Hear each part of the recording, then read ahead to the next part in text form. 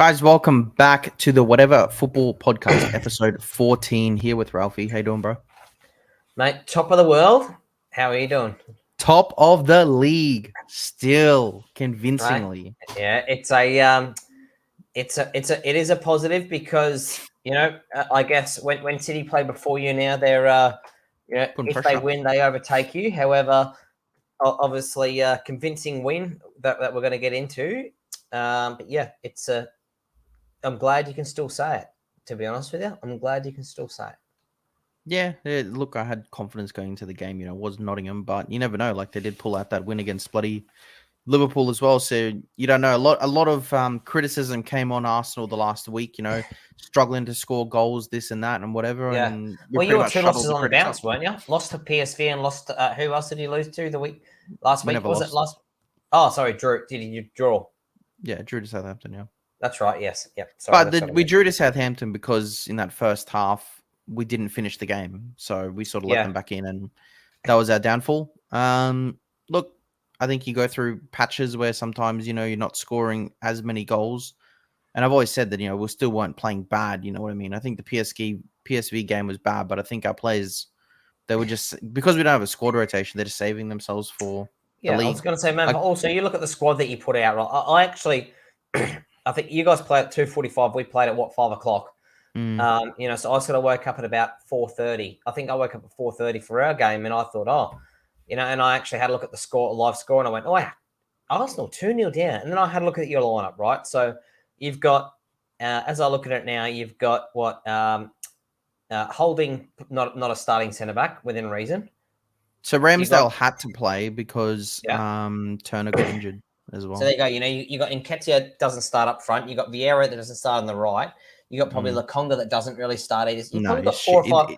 Lokonga doesn't even get minutes in the Premier League. He never comes on. So you got 4 or 5.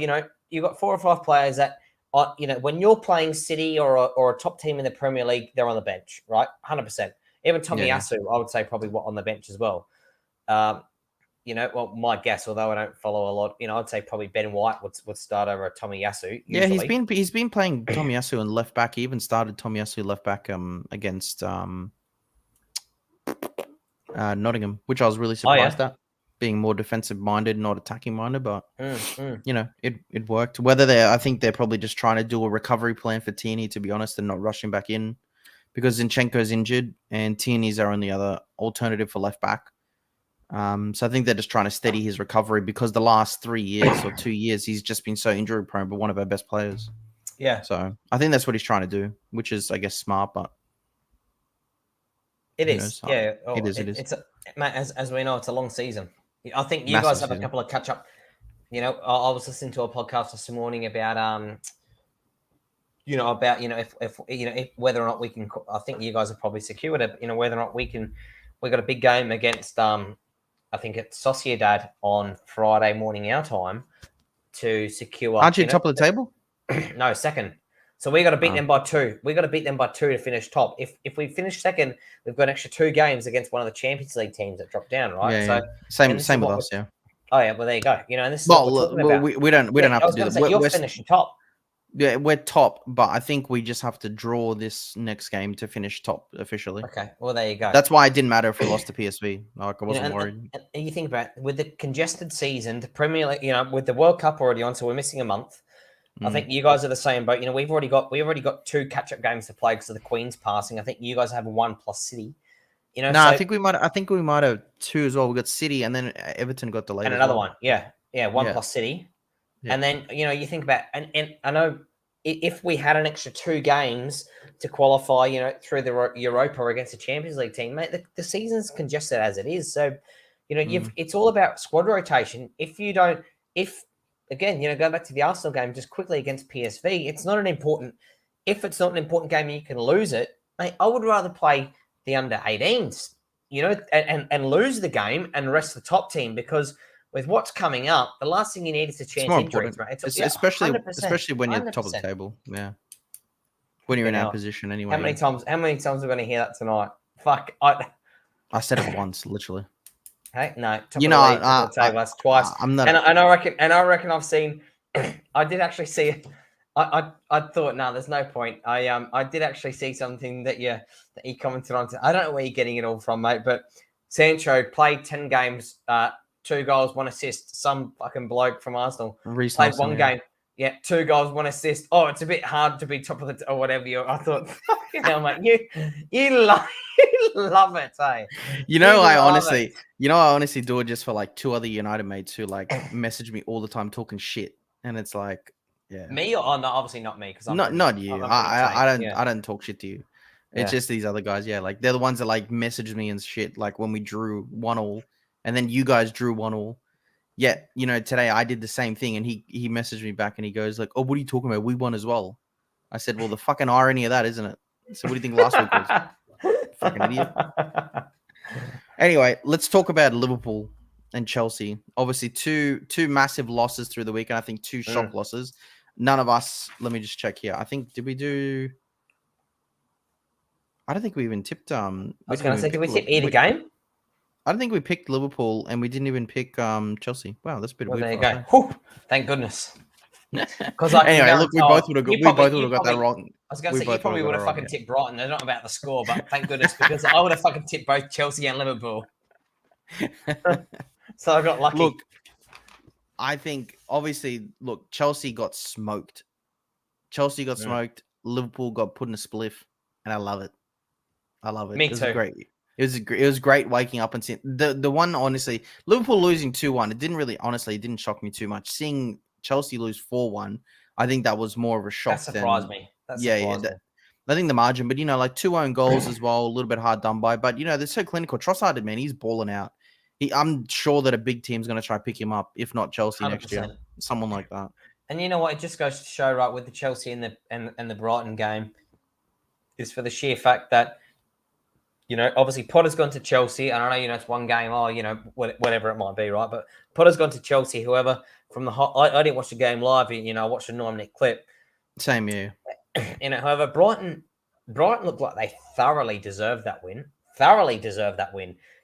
So sometimes it just goes to show, right? Everyone said, "Oh, Potter's gone from Brighton are done," but mate, still good players, still good. If they've got a philosophy, I was just about to say exactly what I was about to say. If you build that foundation and that philosophy, and there's a good structure to your football club, it doesn't really make a difference. Yeah, I wonder if Potter is a better coach because of the club structure.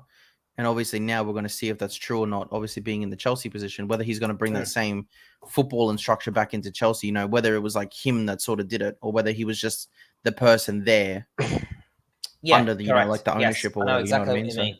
But see, I'm just having a look now. So obviously apart from Champions League game, Chelsea haven't won in the last 3 in the Premier League.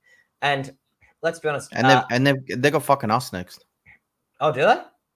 Mm-hmm. We got Chelsea this weekend, yeah. Oof, that'll be a good game. So you think about it, right? Chelsea haven't won. Chelsea haven't won in the last 3. Let's be honest. Potter, yet again. Well, you'd assume, if not, probably a little bit in our summer, so their winter, in January, is probably going to be a little bit of a backing. But next window, he's probably going to have another 200 million fucking spent for him. So but does he know how to spend 200 million? The guy's fucking been working on freaking rice. There's another billion. There's $1 billion in the last 3 to 4 years that Chelsea's going to spend on a football. That's what Chelsea do, on a football team. That's what Chelsea. Yeah, but what have they got to show to it? 3/5 of fuck all, don't they? Oh yes, all right. Yeah, but you know what? They won the Champions League. When Tuchel came in, just by not of recent, but years back. Yeah, but I'm talking about recently, right? Like they won the Champions League with Tuchel. I think by, let's be honest, probably pure coincidence that they picked up Tuchel, and I just think. It was luck, right? But apart from that, look how much backing you gave Lampard.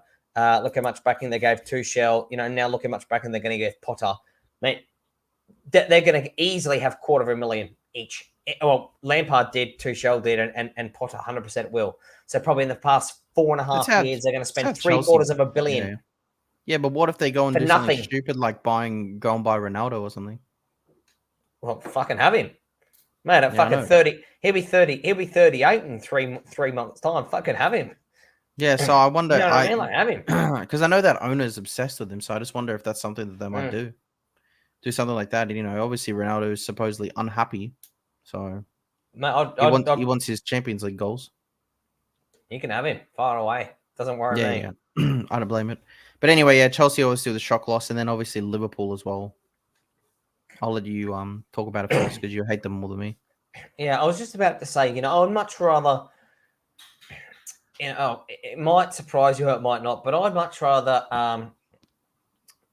Liverpool finish, say, like 12th or what. So let's just say the bottom half of the table, and you guys win the league by 15 points, than for Liverpool to finish top 4 and Man City to win. Liverpool to finish top 4 and Tottenham. Let's just say Tottenham to win the league, right? Like, just seeing Liverpool's demise. Oh well, here you go.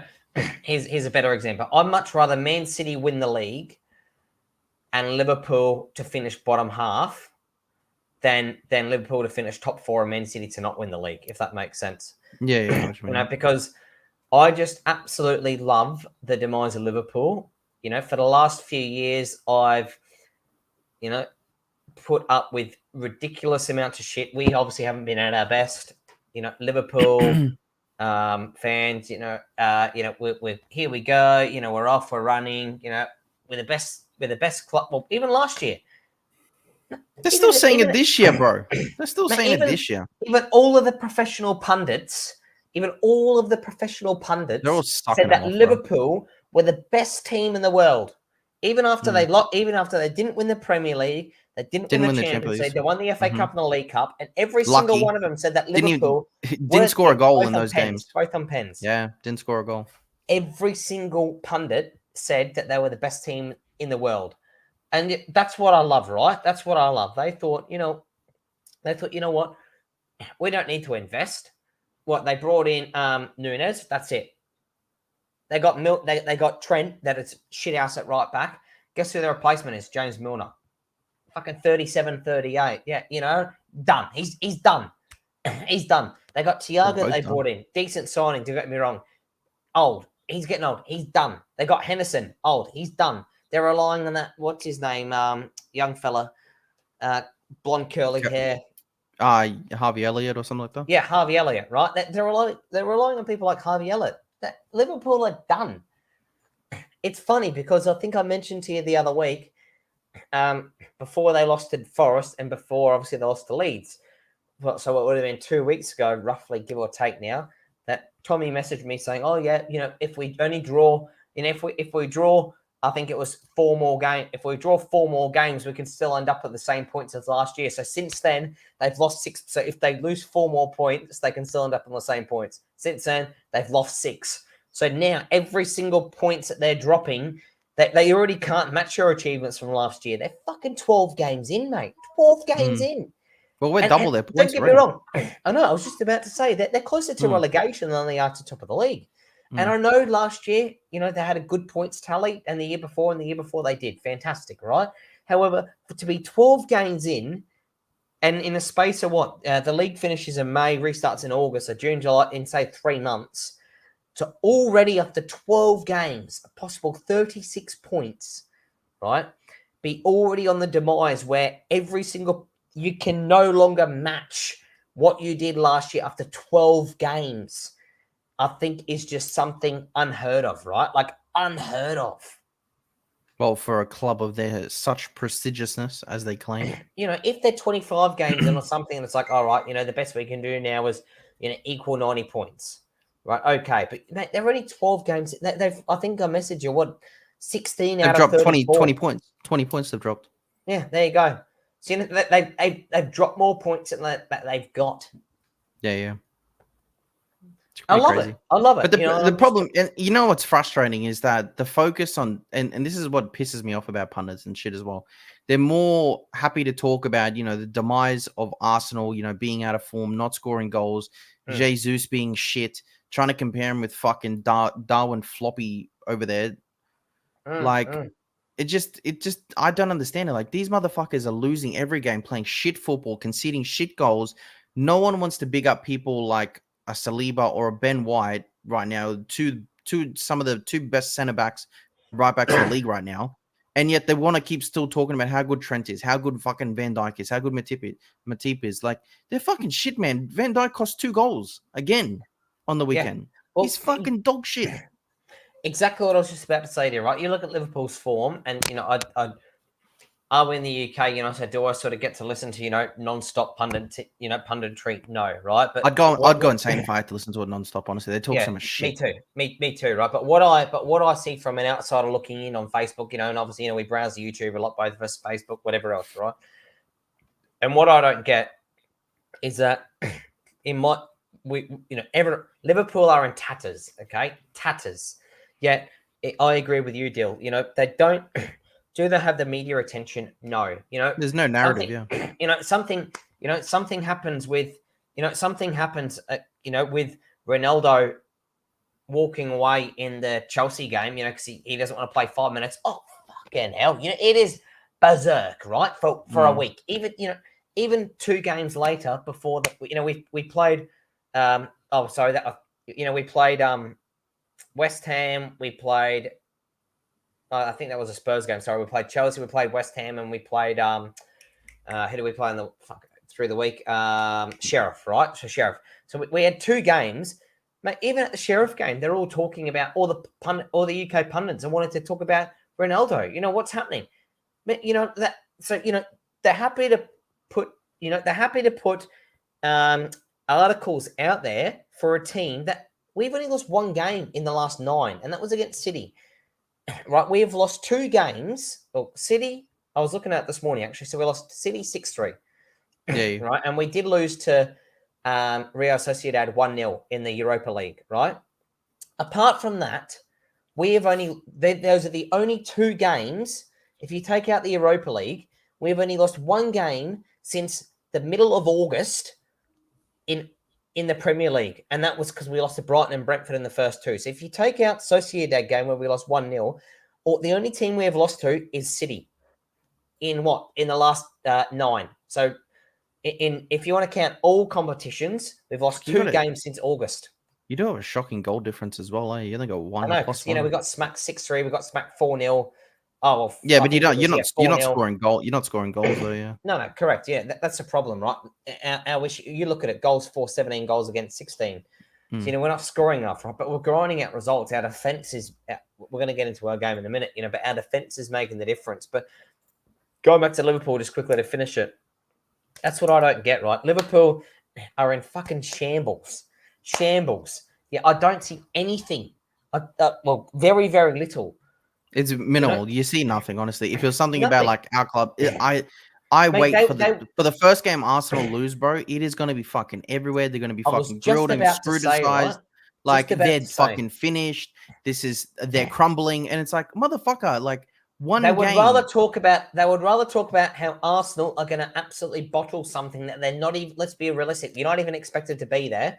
So the pundits and everything else and papers in the UK are happier talking about an Arsenal team that's top of the league in great form, that's not expected to be there, and say how they're going to absolutely fall off. I still see a couple of people. I'm not going to lie to you. You might laugh. I'll send you through the links. People say Arsenal aren't going to make top 4. People are fucking idiots, man. And they're happy to talk about that shit. But what about Liverpool? They were contenders to win the league, and they're down there. So I'll be talking about Liverpool over Arsenal, mate. If anything, I'll be upping Arsenal and downing Liverpool, not vice versa. They're not talking about Liverpool, but they're downing Arsenal. I don't get it. I don't get it either. Like, even before the season has started, we said, that's me. Yeah, it is you, Jack. Before the season started, bro, I even said that I had us in 3rd spot. That was before, like, we even kicked the ball. So that was before, the big run and everything like that. So look, first, I'm going to take it. Did I expect it? No. But, we can keep pushing on and we can keep, bettering and stay up there. But, yeah, they need to change their narrative away from Arsenal because it's pretty fucked up at the moment. You know what? I'll I'm just having a look at your fixture list here. Come say end of Jan, right? You might already say you disagree, or you might already think so, but come the end of Jan for you guys, depending on if you guys are within either top of the league, or say goal difference or 1-2 points off City, I would say that you're certainly in a title battle. Well, look, as far as I'm concerned, I don't think so. I think so. If you're talking 30 points and Liverpool are finishing seasons on 90 points, we're not that freaking far off it. We're not dropping a lot of points. We're playing good football. Fixtures, you got Chelsea, you got Wolves. They're your 2 games before. Wolves away.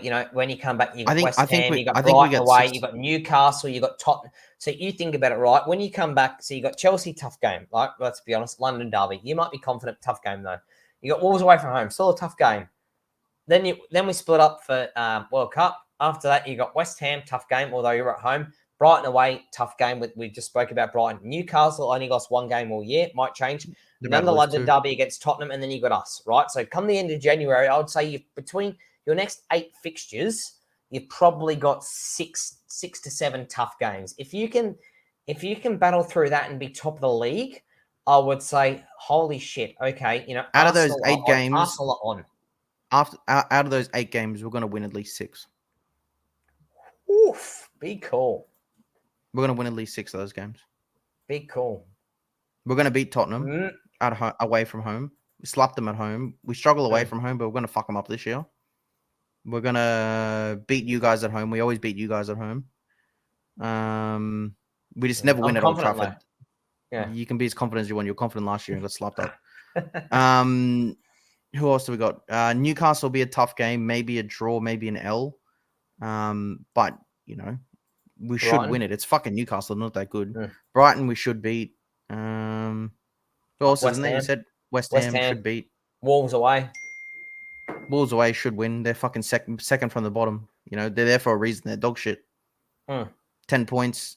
What they conceded? No, negative 13 goals. Second worst defense in the league. We're one of the best attackers in the league. So for me, there's no reason why you can't go there and take that easy 3 points there either as well. And the thing is, out of our 6 away games so far, we've only conceded against you guys in Southampton with 4 clean sheets.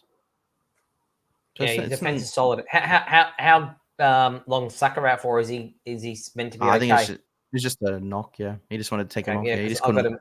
I got him in my fantasy, so I'm just curious. No, he'll be back for Chelsea's starting game. Okay. Even Mikel after the game, he said that it wasn't too bad. It was more precautionary. He just couldn't run it off, so they just took him off just to be safe. Good news. Which is fine anyway. Yeah. Look, do you want to talk about your game first? Yeah, we'll talk. We'll talk about our game. I think it's obviously it was a hard fought. It was a hard fought win. Was it a 50-50? Yes. Yes, it was. Could it have easily gone either way? Yes, it could have.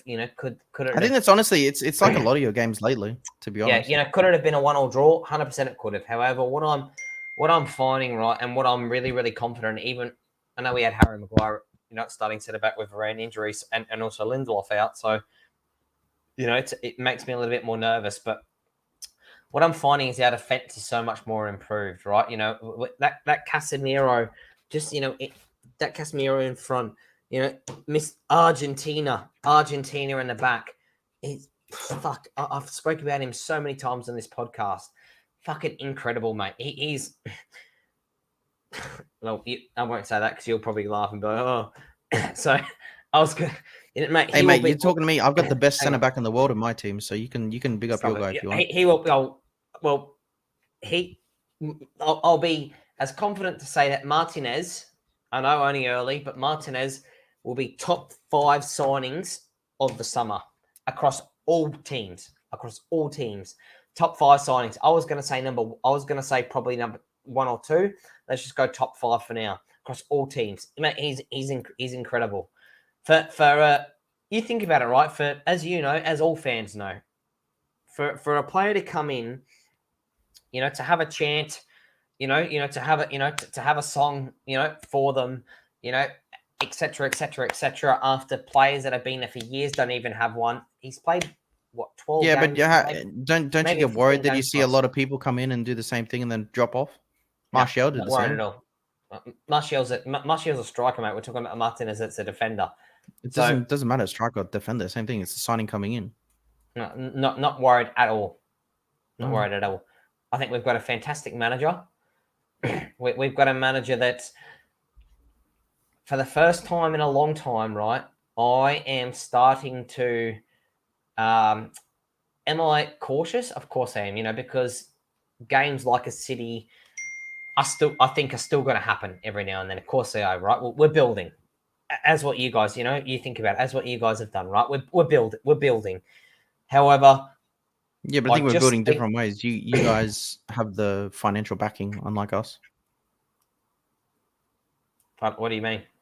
Well, you guys, no matter even if you had a bad window, like we've had bad windows where we don't even buy a fucking player. Like we'll go and buy a fucking Peter Check. You guys are going still in shit windows. Still spending. You bought Jesus. You bought the left back. You bought. You're talking about one window. I'm talking about you guys for the last 10 years. Yeah, you guys are always spending money. Yeah, and before that you bought and the window before that you bought You're naming 2 windows, bro. Yeah, sorry, and then before that you bought Partey, so there's and etc. So there's 3 windows. So that's 3 years. Like, how far back do you want to go? Do you want to go back 18 years and we'll just compare them, or all I'm saying is you bought Rams. Bullshit. Nah, we've never had backing. That is the biggest load of shit ever. We've never had backing. So I've got a question for you. Our biggest window was 150 mil. That's not fucking backing. I've seen you go through shit fucking windows. You went through a shit window, went and bought 75 Sancho, fucking Varane. Yeah, we bought shit people. But it doesn't matter. You still spend money. Here's a question for you, right? So in the last 5 years, Ramsdale didn't play for you. Ben White didn't play for you. Saliba didn't play for you. Gabriel didn't play for you. Did Tomiyasu play for you? I don't believe so. Odegaard, let's go the last 3 windows. Let's go the last 3 years to make it more realistic. Ramsdale, no. White, no. What's your point? Saliba, no. Gabriel, no. Odegaard, no. Partey, no. Jesus, no. If Thingy wasn't injured from City, no. There's 8 players out of 11. You haven't had backing. There's 8 players out of a starting strong 11, and you're saying that you haven't had backing. Mate, you've had backing. You've had backing. You just your money is different. We had De Gea that has played for us for ages. We have had Rashford. We have had Ronaldo. Rashford was academy. Yeah, well, yeah. Still, he's played for us the last 3 years, hasn't he? Yeah, right? But I'm saying you buy players, but they turn to shit. When Arsenal buy players, we hold on to them for 10 years. Yeah, but you've had backing. Ours have just turned to shit, but you've had backing. This is what I'm saying. Yeah, no, ours turned to shit, yes, but you're saying you haven't had backing. You've had 3 players maximum. We've left ourselves 11. Short every single fucking window. Yeah, so do we. There's never been a window. So do we though. Look at you look at right. All right, we got a couple of injuries, but you look at who had on the bench, right? You tell me one of these players that are quality enough that you would have in your team. Malacia, Fred, Sancho. Yeah, let's be honest, he's fucking shit form, but he's decent, right? We've got Palestri, Nathan Bishop, never heard of the fucker. Dubravka, right? A thing with keeper we got alone. Donny van der Beek, Scott McTominay, and Garnacho. That's our bench. That's our bench, right? So you think about, apart from Jadon Sancho, that although he's shit at the moment, although he's nowhere near lived up to his potential. I saw you guys hyping up subs that you would have. Well, you were the one hyping up Malacia at the start of the season. Yeah, he's decent. He had some fucking cracking games, but Shaw's in great form. But you tell me, so you'd say maybe one, and you're giving me shit about Malacia, and so you think about we got no fucking depth either. So what I'm saying is that we're still in the same, mate. We're still, as we've discussed and argued about many times, right? Like, yes, have we spent more millions than you? Of course we fucking have. However, right, you look. We bought fucking Di Maria. Shit. We bought what's all my Falcao. Fucking shit. We bought Lukaku. Shit. Right, mate. Look, Lukaku's a great example. We buy Lukaku. He comes in. We don't fucking want him. He goes to Inter. Absolutely kills it. Goes straight back to goes back to Chelsea. Fucking shit. Back at Inter. Fucking shit. So this is what I mean. He's been injured at Inter. He just came back and scored this weekend. Yeah, but he's done fuck all. He hasn't been starting in the EPL. Even when he's been fit, he hasn't been starting for Inter lately. So this is what I mean, right? All I'm talking about is for the fact, yes, we've invested more money, but we're still in the same boat as you for the fact that because we haven't invested smartly, right? Like, I'll give you guys credit.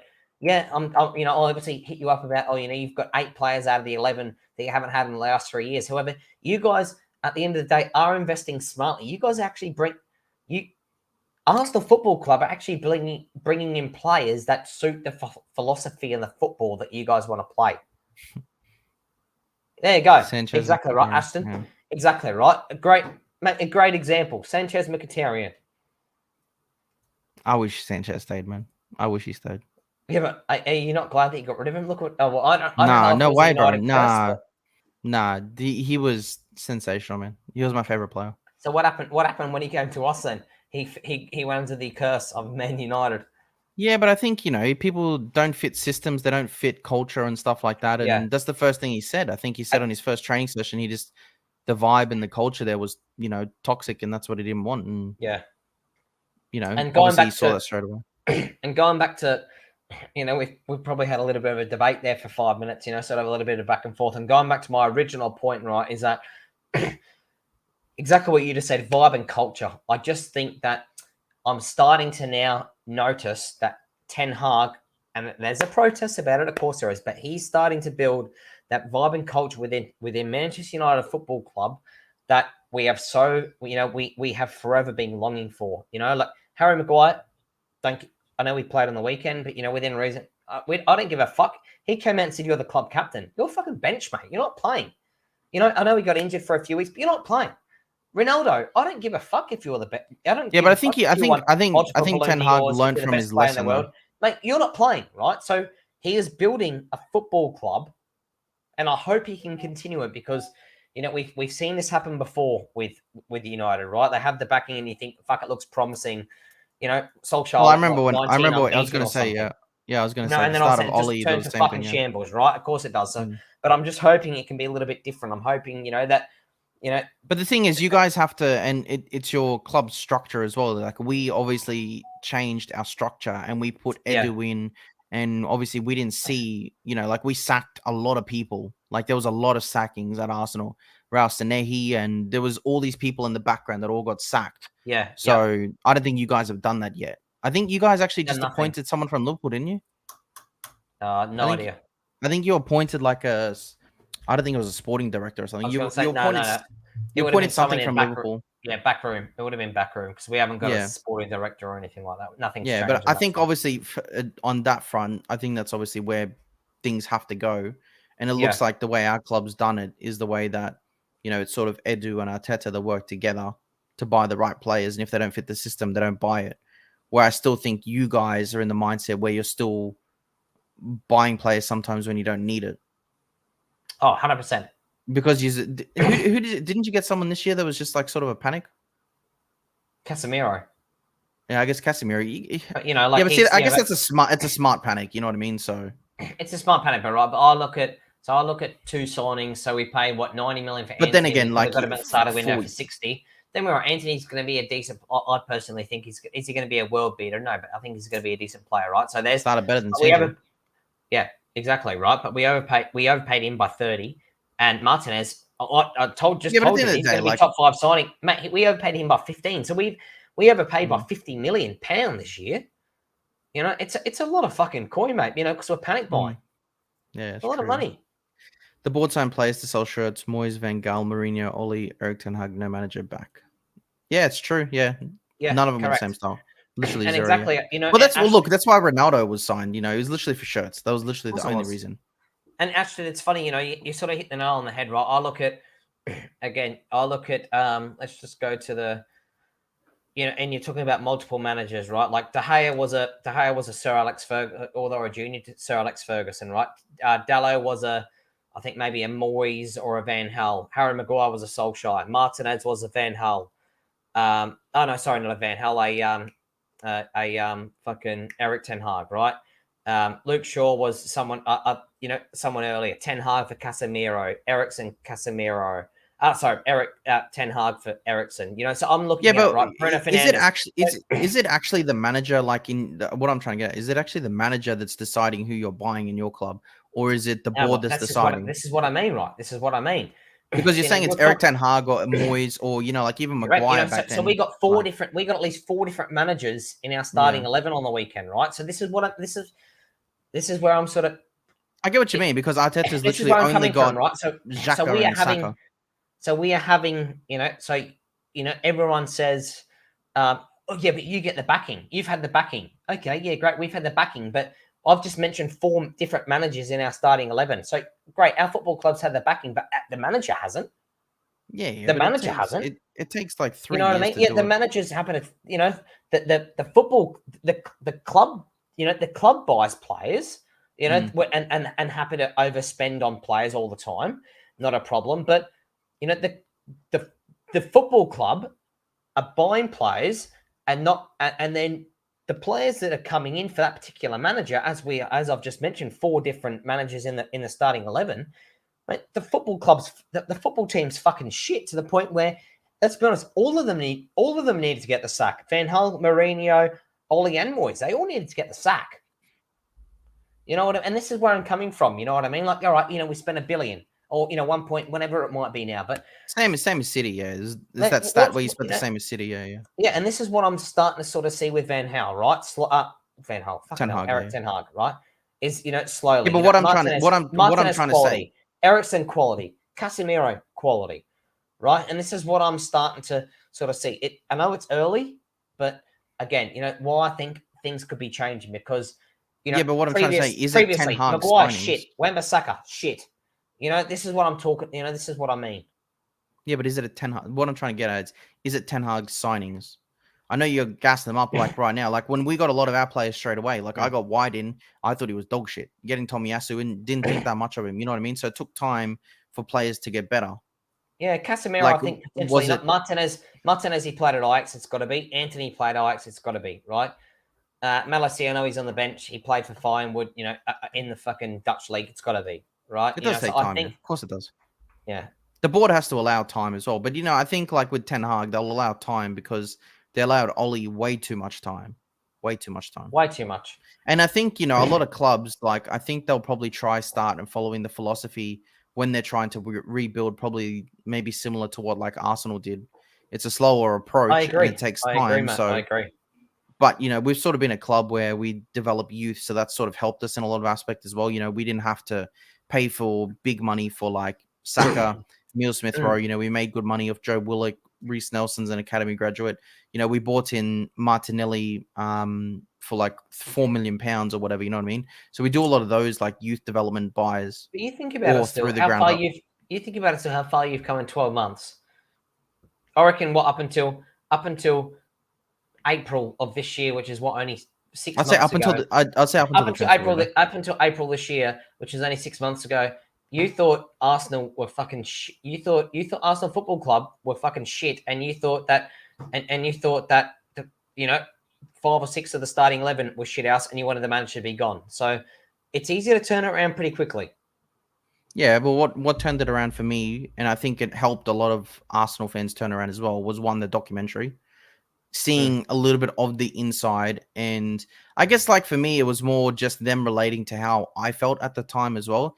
It was reliving those emotions that like when I know you guys like you don't have like an Amazon thing, but like like watching those games, like when we went and lost like 3-0 to fucking Tottenham, and like the way I felt at that time, and the way that the manager went in there was literally fucking throwing shit, like abusing them how shit they are, and like how he would take the brunt of it. Seeing the systems in place, the fact that they were going with, like you sort of said, like what Eric Ten Hag did with Ronaldo to banish him. We did the same with like Abba. So seeing all those like aspects of behind the scenes that, brought me more on board at the time. And like I said, we had to prepare a lot better. And I think this last window that we had was the first time in however many years that we haven't panic bought. There was a strategy behind it.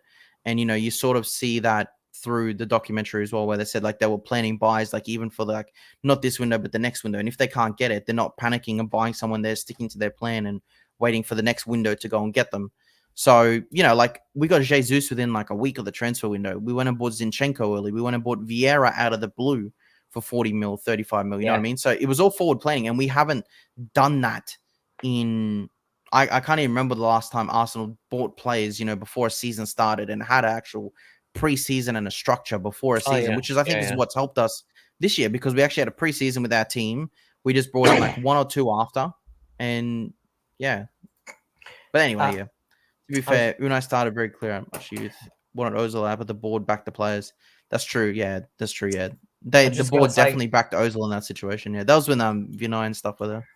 I was just going to say, Ashton. I think West Ham game this morning was 85 years that United have started an academy player an academy player has been in the lineup for every single fixture.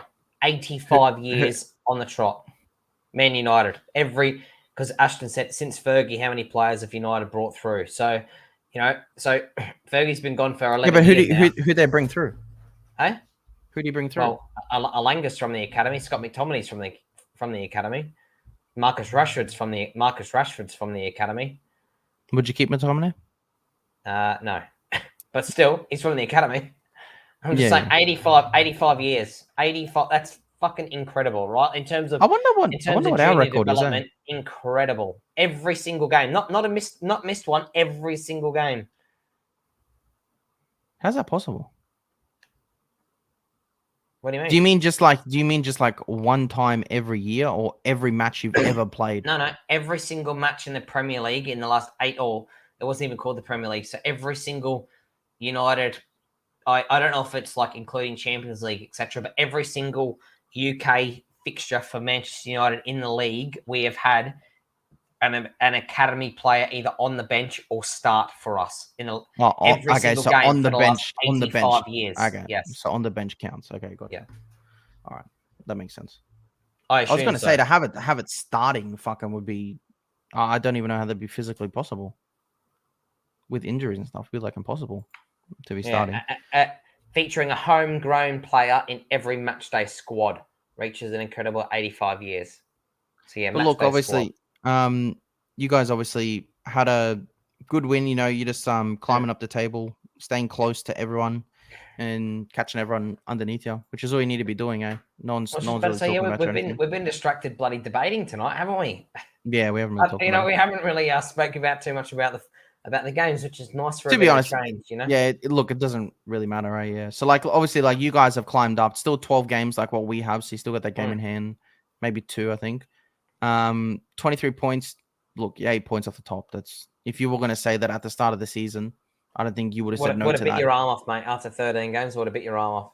To be in a top 4 hunt with the form that we're in, you know, it's only early, you know, then it takes 3 or 4 games to turn around, you know, but to be in the hunt, you know, where, you know, I think, you know, although Newcastle are in good form, I'd say, you know, that I'd assume they're going to drop off. So being ahead of Chelsea, being 7 points ahead of Liverpool, who I thought would have been an absolute cert for top 4, I would have bit your arm off after 12 games. Your arm off. It's been a good under the radar start for you guys. Good under the radar start. As much as I hate it. Say, I guess same with Tottenham as well. You know, it's their best start in their history, I think. 26 points or whatever they're on. Is it really? At the moment? And mate, how shaky are they starting to look now? I do love it. We Spurs. We seem to be like the absolute. We seem to be like the absolute demise of them. They got absolutely battered by us. So they lost to someone else, and then they lost in the Champions League 2-1, and then they were very lucky. They nearly had 4 losses on the bounce. I know. This is like a team. I was thinking this morning. You know, we were pretty much to the demise of Tottenham Hotspur Football Club. If you want to, Chris, just message me on Twitter, bro. You can message me on Twitter. Arsenal's game. Obviously, for us, very comfortable 5-0. I think I predicted 4 or 5-0 as well, just being a piss take at the start of the week, which is good, you know. And like I said, you know, we did the job. 1-0 first half. Should have scored a couple more. Went out to the second half. Gabriel had a little lapsy-daisy moment, which he seems to have every single game, which I hate.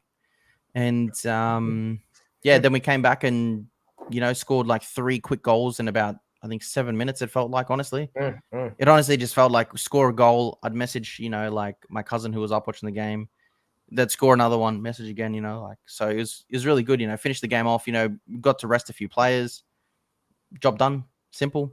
Not everyone can beat Nottingham. Hey, Liverpool. Convincing. It's convincing. Yeah. And I said to you as well, I really wanted to shut the pundits up and just put a convincing win out there. I knew we could score. We were always creating the chances. Even in the games we're winning 1-0, we were still creating chances. We just weren't taking them. It was just one of those games, unfortunately. I can't remember. Obviously, we're going to get into it, but I can't remember exactly what I backed. But I'm pretty sure in terms of score, but I think I fucking tipped an Arsenal flogging. I just can't remember what my fucking score was. So don't tell me yet. Keep it a surprise. But I did definitely tip an Arsenal flogging. I do remember. So I'm intrigued. I'm intrigued to know. Yeah, look, we'll get in. It's already 45 minutes in, so we'll get into our predictions anyway straight away. But look, Arsenal win, convincing. All right, bro. Chris, I'll message you now, bro. Look, convincing win, man. I'm obviously really, really happy about it. And look, let's get into our predictions that we just had. So at the moment, you and I are both tied at the moment, 3-3. Are we? Because obviously, yeah. Because last week you came back and scored. I think you had nearly like a clean sweep. Remember? No, last week I was shit. I only had one game, I guess, the correct margin. Did you? That was it. But yeah, I won 3-2 because I think you got 2 games correct, but I guess the margin on something. Hold up. I just gonna. All right. So let's go through our predictions quickly first here. So first game that we had was Newcastle Aston Villa in our 5 matches. Okay. So. All right. What was the scores? I'm just trying to remember. 4-0 Newcastle. Yeah, they friggin' killed them. So in this game here, you tipped actually a 1-1 draw in this game. Yeah. I tipped a Newcastle 2-1. So I thought they would win. I didn't even think they'd win that much, because Villa, what they have that 4-0 as well. Yeah, they had the rebound. And I thought with the rebound of the manager, hence why I said 1-1, I assume. Yeah. So then United West Ham, I thought it was going to be a 1-1 in this game, which I was nearly fucking right on, unfortunately. And you went for the United 1-0. Did I really? Yeah, you went United 1-0. I thought I went 1-1. Nah. So you got. I honestly thought I went 1-1. Yeah, you got a +3 there. You got a +3. Arsenal versus Nottingham Forest. I actually went for a 5-0, stupidly, but I got it. So +3. Did you get it? Yeah, +3 in my piece of paper. Wait, bullshit. What? I thought you went. I thought you went to fucking. I thought you said they would score. Yeah, no. You said they would score. Oh. I got you down. So you scored 3-1 in that game. What? I thought I said 4 or 5-0 and you said they would score. I thought we were vice versa. No. So you still get +1 for that one as well. Oh yeah. So at the moment, still drawed. Manchester City versus Leicester City. That was a 1-0 to Man City from De Bruyne. Good free kick as well, eh? Yeah, it was. Yeah. It was a good free kick. I got 0 points out of that one. What did you say? I got 2-2. Sorry, I got a 2-2 in that one. Yep. You got United. You went Man City 3-1. So you take the 1 point there. Yeah. Okay. Yep. And this is the one where you got me as well. So this one here was Fulham Everton. I don't even know fucking why I went for this, honestly, bro. I went for a 3-1 to Everton. Let me have a guess. I don't even know why I went 3-1 to Everton. Let me have a guess. I reckon I said, because I just had a look at the score because I couldn't remember, it was 0-0. I reckon if we look back at the podcast this time last week, I said it's going to be one of those fucking boring 0-0 games. Am I right or am I wrong? You're bang on. You got it bang on. Oh, yes. You got 0-0. As soon as I checked the score, just then I thought 0-0. I thought, I remember saying, I remember briefly saying, I've got to tip one of those boring, shitty 0-0 things, and I reckon that's exactly what it's going to be. Far from boring, because Fulham had 24 fucking shots. It is, yeah. But, yeah. So, Ralphie, you did me because you got 2 correct scores, and you got the result in Nottingham and Man City right. So, you beat me. You're 4-3 now. You're ahead. Ole, ole, ole, ole, ole, ole. I gotta pick a. I do look forward to it every week, so I forget what I fucking tip. Yeah, you gotta pick a little bit smarter. All right, Chris wants to have his say on Chelsea because obviously we've got Chelsea coming up. Chris, what's happening, brother? What's going on, lads? How are we? Yeah, good, brother. How you doing, man? Still annoyed over the result on the weekend with Chelsea. Obviously, being a Chelsea fan, were you a bit shocked, obviously, about it?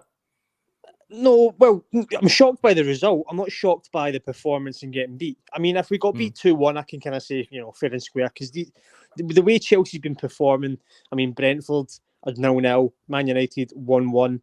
We've been getting away with some performances. Even in Salzburg, I mean, we performed well in Salzburg and we've done very, very well to get the 2-1 win. But it's the same situation with Chelsea, inconsistencies with some players. And some of the players are simply, I mean, I use this term lightly, embarrassing, some of the players at Chelsea and some of the way they're performing. Just in terms of Chelsea, obviously, the season's been a bit of not a mess, but it's been a bit of a joke, to be honest. I think the decisions and planning from the board have been nothing short of a disgrace. And the Chelsea fans have been fed absolute rubbish by Todd Bowley when he's coming out and saying that Tuchel didn't in line with the vision and Tuchel wasn't the man. Okay, well, if Tuchel wasn't the man, then you sack the manager in pre-season and you get Graham Potter in pre-season and you back Graham Potter with the players. I mean, we spent 287 million. We broke the transfer spending. That's crazy. Yeah. We spent 287 million on a manager that got sacked 7 days after the transfer window. Incredible. So it just shows you the planning from Todd Bowley is all over the place. And I just want to simply speak a little bit about Brighton, because I see a lot of Brighton fans jumping up, piping up and saying, booing Graham Potter and, Graham Potter's this, Graham Potter's that. Look, what Brighton fans need to realise is the cycle of football is if a big club wants a player, if a big club wants a manager, the big club will get that manager and player. And the smaller clubs need to do what they need to do. I mean, Brighton's went and got Roberto De Zerbi. He's done okay so far. But these Brighton fans that are jumping up and booing Graham Potter, I think is a disgrace. Because let's face it, I don't agree with it either, yeah. Yeah, Brighton would not be where they are if it wasn't for Graham Potter. And people are saying that Brighton gave Graham Potter the time and opportunity, and if he loses 3 games in a row at Chelsea, the fans will be on his back and he'll be under pressure. Well, that's what happens when you're at a big club, because the expectations and pressure is 10 times or 20 times, 30 times greater at a big club. So, of course, he's going to be under pressure. I just think Brighton fans need to just enjoy the little 4-1 win. Congratulations on the We Beat Chelsea trophy. And yeah, I'm looking forward to Saturday. How do you think? Obviously, while I have you here, how do you think Saturday is going to go for you guys? Obviously, and also, obviously, from an Arsenal perspective, how are you feeling about ABBA? And I've got a question for you, Chris, as well. So yeah, I do have a question. Yeah, well, to answer, I mean, look, I am not a particular big. I think it's well noted. I'm not a particular big fan of Arsenal or Spurs, right? And I expect the same from Arsenal fans and Chelsea Spurs fans to Chelsea. Look, Arsenal they've done well, so far. And I'm not going to go on and say they've had an easy start, because at the end of the day, you've got to beat who you've got to beat, right? So at the start of the season when they were beating whoever, and people were saying that Arsenal had an easy start. Yeah, but at the end of the day, you can't pick and choose your fixtures. You get chosen fixtures and you've got to beat who you've got to beat. So I don't like giving Arsenal credit, but credit where credit's due. They've done very well. I mean, Jesus, for me, is a quality signing.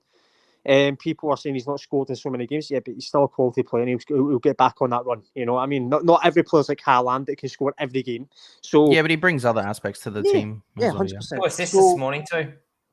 3. Yeah. There you go. So in terms of the game on Saturday, I'm looking forward to it. It's at the Bridge. It is, yeah. And I'm last year we won there, I think 3-1, didn't we? 3-1. Yeah, that was last season. Yeah. So yeah, I'm looking forward to it. I think it's going to be telling of Potter as well, because obviously now he's at that club. He's not faced pressure in his career, so he's just got beat 4-1 by Brighton. I want to see Potter stop rotating left, right, centre. If I see another rotation in this team, I don't know. He keeps rotating it, and I know he uses the excuses. Can't get consistency. Yeah, he keeps talking about fixture congestion and. Just stick to a formation, stick to a team. Because at the end of the day, I mean, we've spent 287 million. We've brought in the likes of Sterling, etc. He's playing Sterling at wing back. This is he's playing at Cucurella at left centre back. Play Cucurella at left wing back and play Raheem Sterling on the wing. It's not hard. So I'm looking forward to it. It's always a good game between Chelsea and Arsenal, and I'm looking forward to smashing Arsenal and ending this talk of a title because it's not happening. It's still happening while it's on. Believe me. In terms of, I'm gonna enjoy it while I can. I just want to say a bit about Aubameyang. Yeah. I just say about Aubameyang as well. Yeah. I'm happy with him. You know, when he came in, people were saying, you know, he's over the hill or whatever. Now, for me, Aubameyang is one of those players that when he hits the ground running, he hits the ground running. And it's pretty quick. We've seen it at Arsenal, we've seen it at Barcelona, and we've seen it at Chelsea. Chelsea needs someone that can finish. Lukaku doesn't want to be there. Lukaku's on loan at Inter. We need someone. We can't just rely solely on Broja, and we let go of Timo Werner to go back to RB Leipzig. So we needed someone that could come in with a short-term solution. He's only on a 2-year contract, so it's not a big deal. And plus, for him, it's a win-win for everybody because he wasn't getting game time at Barcelona. So I'm happy, but obviously, at the end of the day, it's a short-term solution, and we need a long-term fix. Who do you see as like your long-term solution, I guess, in that role? Because obviously you guys are going to obviously sort out Lukaku as well next year. That's going to be a big thing to sort out, because he's on a big contract as well, whether Inter take him on again.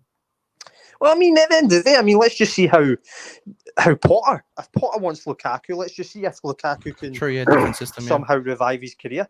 Because Lukaku can do it in the Premier League. It's been shown with Everton. But let's just see if he can do it with the big clubs in the Premier League. For me, who would I like? I would love Harry Kane. Never going to happen because Daniel Levy's just never going to do that deal. You never know. He could force his way out. Looks like Son might be going as well. But yeah, I mean, he's not possible to swap deal with Lukaku. Lukaku loves Conte, doesn't he? So actually, yeah, it could work. Yeah, I like Sesko from Salzburg. Let's just see. I don't know. I mean, we could just. I don't know. We'll just see. But Chelsea don't have a good history of having strikers anyway. So. Hey, Chris, I've got a question for you, mate. Obviously you're mentioning about, with Potter, obviously under pressure against Arsenal, and people are obviously already saying, how he's not really performing, but sort of as an outsider looking in, it sort of sums Chelsea Football Club up to a T, if you ask me, as a United fan, because he's been with the football club for a month. He's already, people are already saying if he loses to Arsenal, he hasn't won 3 games in a row. He started at the football club, the 15th of September or something. So he's literally been at the football club for 5 to 6 weeks. He's played 5-6 games. He's managed for 5 or 6 games.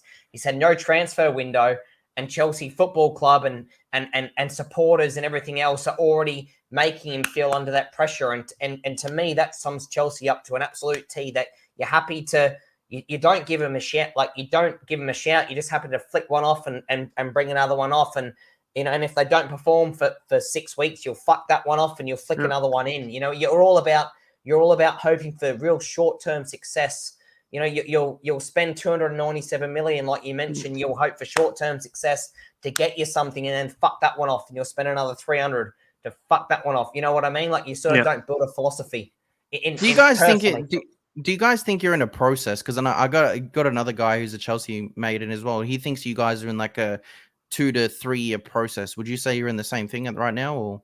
Because I haven't seen obviously any identity of that. You know what I mean? I think if you're breaking the transfer spending, I want to touch on the Man United fans point on it, but in terms of this process talk, we're not in a process. I mean, if you're spending 287 million, you need to be delivering. And I mean, as I say, Chelsea have not, if you're speaking about a process, I mean, you're talking about Liverpool in a process. Like, their midfield is bang average. The defence is all over the place. I would say Liverpool are in a process. But when you're speaking about Chelsea, you're talking about, they should be pushing. As I say, we spent money. And, just because you spend money doesn't automatically mean success. But in Chelsea's case, it does mean success, and you should be delivering. In terms of the question about Chelsea to a T, I agree, mate. I never wanted Potter. Right, I never wanted Potter, and I wanted Tuchel to still be there. And this is what I'm saying, that it's all over the place in terms of firing Tuchel 7 days after the window, getting Potter in when you could have easily got Potter in pre-season, back Potter with his players, so then you've got a 2 head start, 2 leads, and it's like, It just doesn't make sense. It just does. Obviously, Potter's working with players that are an upgrade on Brighton, of course, but it doesn't matter because Potter, every manager has certain players they want to play, work with, etc. And 287 million would have been a perfect start for Potter to kick off his unbelievable. Mate, you think about it, to show what he came in and what he won the Champions League in the first season. Last year he finished top 4 for you, so he qualified for Champions League, which I would say is a success. In a first season, he's had the backing. Even when he got sacked, I wouldn't say that you guys weren't 17th after 8 fixtures, like an Arsenal, were just over 12 months ago, and struggling. You guys were around the money, so I just think it was a personally, as an outsider, I just think there was a grudge, mate, where the owners have bought him out and they went, we don't fucking want you. Well, yeah, but that's also we're going to wait for the time. We're going to wait for any form of excuse, flick you off, and bring in someone that we want. And that's what I think. That's what I think was the case. But again, as you mentioned, why would you? If that is the case, then why would you give him a 297 million pound backing? No, that's what I'm saying, mate. Like. I mean, Tuchel never. Well, this is the only time actually Tuchel's been backed, because if you actually think about his first major window, he was given Saul Niguez, that was absolutely disaster, and then he was given Romelu Lukaku, and I don't even believe that was a Tuchel signing. Tuchel, to my understanding, Tuchel wanted 3 players in that position. He wanted Haaland, and the board never went for him for some reason. He wanted Lewandowski, never happened, and he wanted Harry Kane. Right, was never going to happen. So then the fourth best option was Lukaku. You got Lukaku, and then Lukaku. You know what? Lukaku started off well. He scored against Arsenal. He did, really well. And then he does an interview with Sky Italy, throws everyone under the bus, and it's a big disaster. Now 97 million down the drain. So for me, the planning's all over the place. At the end of the day, Potter's he's hit the ground running. He's done so far so good. As I say, this is the first major pressure. He's not under pressure in terms of losing his job. Of course, that's ridiculous to say. Yeah, however, it would not. You know what? It wouldn't surprise me if we turn up on the weekend, which we should do anyway. It's a big game. It's a big game between 2 big clubs, Chelsea, Arsenal, going at it. It's a London derby. For me, it's always a lot of goals in that game. It's the 2 biggest clubs. Clubs in London. And go for it. So yeah. No question there on that. One more question for you, Chris. What's sort of what I've sort of found, or I'm intrigued to know is what's happened with Edouard Mendy. Like when you signed him, I thought, I honestly thought he was, probably one of the best signings of the window a couple of years ago. Now I would say he's probably directly involved in 2 of the Brighton goals. There was one goal especially, that had a shot and he parried it straight back to a Brighton player. Had another shot. He parried it straight back to the Brighton player to then score a goal. What's been the demise of him? I thought he was probably one of the best. Last year, I had him in my fantasy team the whole year. I thought he was one of the best keepers in the league. I thought Kepa was done. Yeah, Mendy, it's a sticky one, isn't it? Because when he's been playing this season, and as I say, it goes back to under Tuchel. When we started the season, he was shocking. He was shocking. He was off the pace. I mean, I get the highlight for me is when we got beat 3-0 by Leeds. He was giving the ball to Brendan Harrison. He was giving the ball to all over the place, all over the gaff. He was making mistakes. He was passing it from the back, and it was going to Leeds, strikers. For me, he was all over the place. And Kepa's came in, and Kepa's been a player that's been heavily. I mean, people talk about Timo Werner being heavily criticised, Jorginho being heavily criticised. Kepa's been getting it from all angles, from everybody. He has, and he came in. It's a talk of a fresh start. The guy's outlasted Sarri, Lampard. He's outlasted 3 managers. So he's he must be doing something right. Yeah, exactly right. Yeah, but he's came in, mate, and he's done well, exceptionally well. Aston Villa game kept us in that. The Brentford game kept us in that. Man United game, I know we conceded against Casemiro, kept us in that. He's done very, very well. That's not me saying that Mendy should be sold. Of course he shouldn't be sold. However, so far, with the form that Kepa's in, I think it would be ridiculous if Potter dropped a player that's like Kepa that's in form. Even I know we conceded 4 in the weekend and he went off injured, Kepa. Most of those goals were not his fault. Thiago Silva was shocking. That was the first time I've seen Thiago Silva like that, make those mistakes. Yeah. He's been solid for you usually. He also saved one off the line, didn't he, at the start of the game? He like ran backwards and saved it over the line, didn't he? Yeah, but that was his doing. He had to do that because he literally passed the ball to I think Trossard or whatever. So yeah. That's good, bro. Just before you go, what's your prediction? Arsenal-Chelsea or Chelsea-Arsenal? My prediction: 2-0 Chelsea. That's bold. I knew it was gonna. I do. Listen, if I'm a Chelsea fan, I'm gonna be going confident to the game. You can't not be. It's a derby. Even if Tottenham's in the best form of their life and I lost every game, I'm still gonna say Arsenal 5-0. You know what I mean? Like... Yeah. What about you, mate? What about you? What's your prediction? I was gonna go 3-1 to us, same as last year. Yeah, probably. Yeah. Just because the fact is, I think we'll concede just because we are sloppy in defense and always have an error in us. You guys, I think, are sort of struggling to score a little bit. I find maybe creating too many chances. I just hope Jorginho's not playing because the last 2 times we played at Stamford Bridge, Jorginho's helped you out massively in terms of giving it to Emil Smith-Rowe, etc. So Jorginho needs to have his head in shape. Is a Man United fan in here? Yeah, Man United fan. Yeah. I just want to say also, can I just say about this before I go? Why is everyone making a big deal out of this Anthony spin on the ball? Oh, you know when he does the little round the world. I mean, I'm seeing people say it's a disgrace. He should not be playing in the next game. What harm is he doing?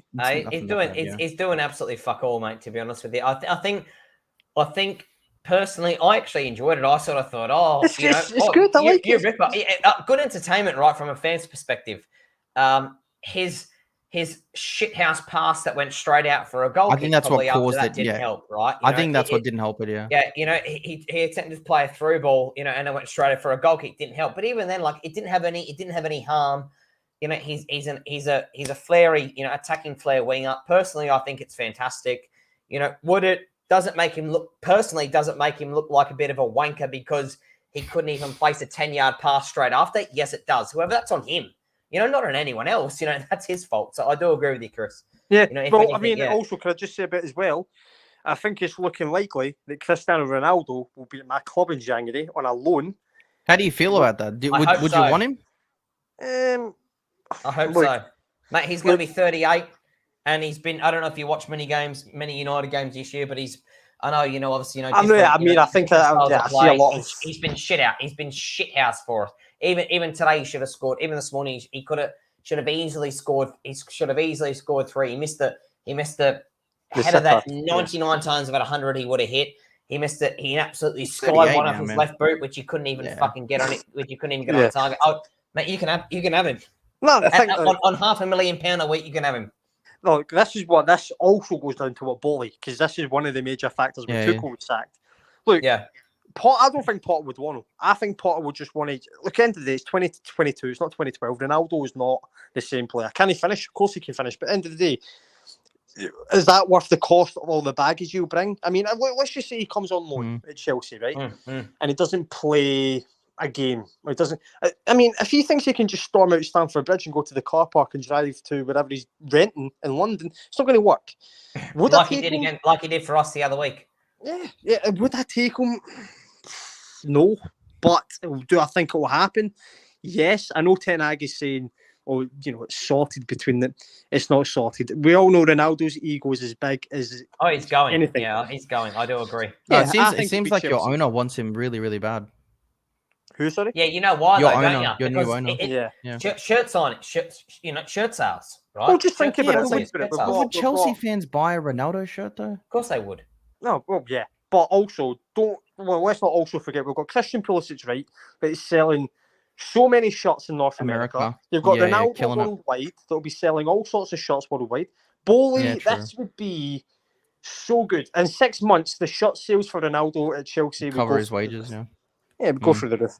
But I know City.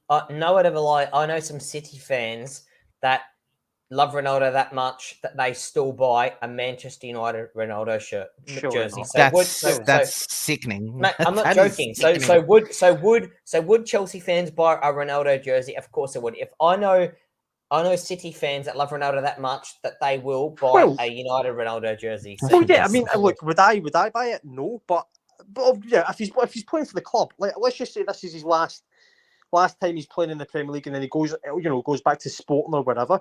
Sure, but I mean, City fans buy. I mean, they don't have many fans anyway, but I mean, City fans buying a Ronaldo. Chris, you're smart. I like that comment, mate. I'm glad they don't have many fans, mate. Everyone knows. You're a good man. You're a good man. It's true, mate. You're a good man. It's 100% true.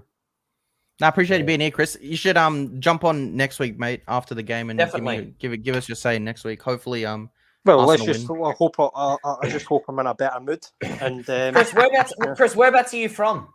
So I'm from Scotland, mate. I live in London. From Scotland. Oh, so you live in London? Live in London, mate. Yep. Okay, fantastic, awesome, mate. So I can tell you're from Australia, yeah? Yeah, Aussie, yeah. Aussies, well, yeah. But 7 o'clock? So 7 o'clock our time. So that'll be, I'd say, 9 or 10 o'clock your time of a morning every 10, Monday. Mate, in the morning. Yeah, there you go. Yeah, so 9 o'clock every Monday morning, mate. Feel free to jump on. Would love to have you a part of it, especially obviously United fan, Arsenal fan. To have another one on board, we would never say no to get a third opinion. That's for sure. No worries, lads. I'll see you in the next one. As I say, hopefully I'm in a better mood, and hopefully. Arsenal, I hope you are too, mate. I hope you are too. Arsenal are in the mud. Nah, I hope you are too, mate, because that means I won't have to put up with top of the league anymore. We can let City be top of the league. Arsenal can be second, and we can go on. No worries, lads. Have a good one, yeah. I appreciate it, Chris. Cheers, brother. Good lad. Good lad. Very good lad. Our predictions. I want you to help me pick another 2 games. Obviously, I'm going to have Villa United, Chelsea Arsenal, Spurs Liverpool. I didn't even realize that game was on, but that's a huge game. And which other 2 should we go? So we got Nottingham Brentford, Wolves Brighton. I think Man City Fulham. I'm not going to even freaking bother because you just assume that they're going to clean sweep that game, even though Leno's on fire. But you'd have to assume they're going to do that. Then let's fuck. I couldn't know. Let's go West Ham. Let's go. I don't know. Fuck, there's a few shitty ones. Let's go. I know that's what I'm saying. West Ham and Palace. I don't know. Yeah, I was really confused. Yeah, I know. I was looking at it. I couldn't pick which ones I wanted to do. And then who's the last one? Do you want to go? I think Newcastle, Southampton. Newcastle should win that. Yeah. Do you want to do that one? Yeah, it's up to you. I reckon. Let's do. What about Leeds and Bournemouth? Leeds coming off a 2-1 win against Liverpool. Bournemouth are actually in half decent form. I think they're mid-table. Leeds, So how about that one? Oh yeah, let's do that. All right, we'll start with your game, Villa United.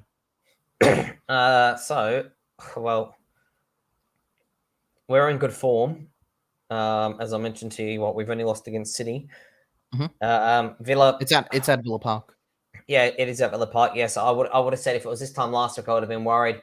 The 4-0 absolute thumping to Newcastle, where Newcastle dominated them, sort of brought me a little bit more confidence.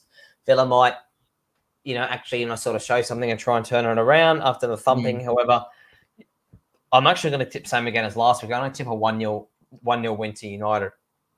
Okay. I think it's going to be. We got a big game through the week, obviously with Sociedad. Yeah. Yeah. So I'm gonna I think it's going to be a 50-50 game, but I think we'll get the W just.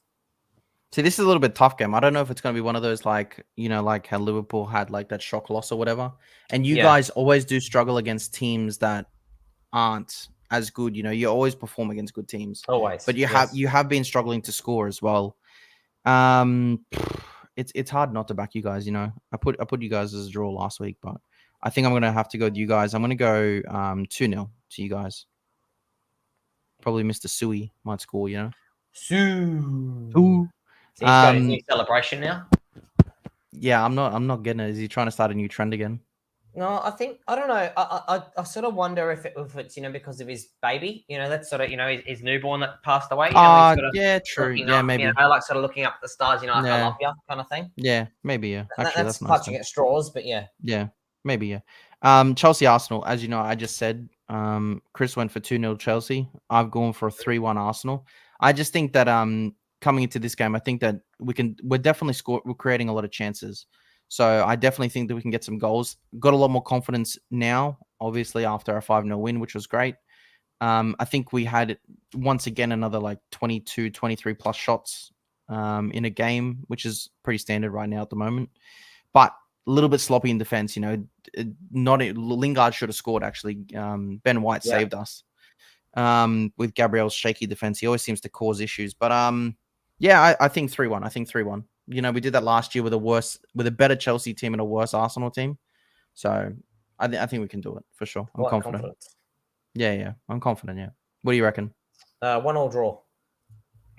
You and your fucking 1-1 draws.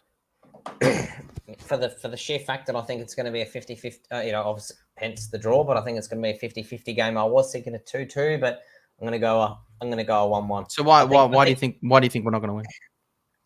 For the sheer fact that you're away from home, and I honestly think Arteta will be happy with a point at Stamford Bridge in a London derby. I honestly do. I'm going to be honest. If I'm going to Stamford Bridge and we walk away, worst case with a draw, I'm not going to be upset, man. Well, there you Chelsea is a tough ground to go to. They're a top 4 team, one of the best teams in the league, if not the world. You know what I mean? Like, I'm not going to be completely upset, but based on current form, I think we can go out there and do our job and get the 3 points and move on to the Wolves game. So I'll be confident, but I don't want to draw because I want to keep that momentum going. And you need to win as many games as you can to clutch. Sometimes you're going to slip up like we did against Southampton and do a 1-1. It might happen against Wolves next week. I'm not sure. I think another huge game of the weekend, if not one of the biggest, Spurs Liverpool. Yeah. Very much. I am battle of the bottle jobs. It is a battle of the bottle jobs. I said that for your game against Spurs, but it's more relevant to these guys. Fucking shit. Both fucking shit. So it's at the toilet bowl. Yeah, I just think after losing to Leeds and after losing to Forest, I think Liverpool have to bounce back. I think they have to. I'm tipping a 2-1 to Liverpool. No way. I actually, before you even said that, I actually wrote down for like my score 2-1. Oh, well, there you go. That's fine. No problem. Yeah. There you go. At least I generally think the same as you. Always like Son or Kane will pop up and get something probably. Yeah. But you'd have to think Liverpool bounce back. And for me, Tottenham haven't been playing that great either. I think they were quite lucky to come back this morning. They've been shit, yeah. And they've been shit in their last like whatever many games that they've played. So yeah, I think Liverpool can get that. And if they don't, then bro, could you imagine the spiral that they're going to be on? I was going to say, if Liverpool don't get 3 points from that, they're in they already are in shambles. But look, ideal for me, if they draw the game, I'm happy. Oh my god! If they draw, I'm going to be happy because to me, drop points on 2 rivals, I'm cool with that. I'll happily take that all day. Yeah, big time. But I do think Liverpool should get over the line, and for me, they're not someone to worry about this year. So that's why I'd rather them collect all the 3 points. West Ham Palace. I think West Ham, held their own against you guys this morning or yesterday, whenever it was this morning. Yeah. Palace. I think Palace won 2-1. Did they? I can't even remember now. I can't even remember. Who do they play? Crystal Palace 1-0 over Southampton. Yeah. I do like Palace. They're a decent team. West Ham have been struggling. They've been playing decent football. They just haven't been scoring football. Yeah, they haven't been scoring goals, man. Just Skamaka's been struggling. I'm gonna go West Ham 1-0. Give them the 3 points. I thought you were going to tip Palace. I was going to say. I'm a little bit Palace biased because of Vieira. Yeah, and I don't like that, so I had to go West Ham. Well, I was going to say West Ham 2-0. So I'm glad we went one. Okay. I'm glad we went one different. Yeah, okay, 2-0. I only went 1 because West Ham are struggling to score. That's the only thing. Yes, and also Palace. I just think at home West Ham might get the W. Palace had 12 shots last game, so yeah, not that bad. Leeds Bournemouth 14th in the table, 13 points, and Leeds right underneath them, 12 points. Pretty much the same. One win in 5 games for both teams. Yeah, Bournemouth have definitely the worse at defense, sitting at -16 compared to -4. They both like conceding. They both like conceding goals. They love it. Bournemouth especially. That's how by the looks of things. What worst defense in the league apart from Forest? Yeah. What are you going with? 2-2 draw. 2-2 draw. You know, in my head, I was thinking that as well. Actually, actually was, yeah. I'm gonna go. I'm gonna go Leeds 1-0. Completely different. Just because, yeah, I thought I'd just switch it up. You know, Leeds will be on a bigger high coming off that Liverpool result. Yeah, and it is at home as well. Yeah, and at home as well. So that's my only reasoning behind it. Nothing else other than that. But yeah, that's it. So Villa United, I've gone for a 2-0. You've gone for 1-0 again. Chelsea Arsenal, I've gone for 3-1. You've gone for a 1-1. Spurs Liverpool, both gone for the 2-1. West Ham Crystal Palace. You know what? I'm going to change my Spurs result to Liverpool 2-0, just so we mix it up. So we're never going to be. It's impossible to draw. So Liverpool 2-0. Okay. So West Ham Palace. I've gone for a 1-0 to West Ham. You've gone for 2-0. And Leeds Bournemouth, you've gone for a 2-2, and I've gone for Leeds 1-0. So there will definitely be a margin there. Yeah, for sure. That's for sure. There'll definitely be a margin there, 100%. All right. Well, appreciate you guys being here. That's it for today. We've done an hour and 20 minutes. One of our longer ones today. Definitely. At least we had decent debates today. Yeah, which is good. Actually, I enjoyed it. It was different and it was nice. Yeah. We'll be back next week, same time, guys. Peace and love. See you then. Cheerio.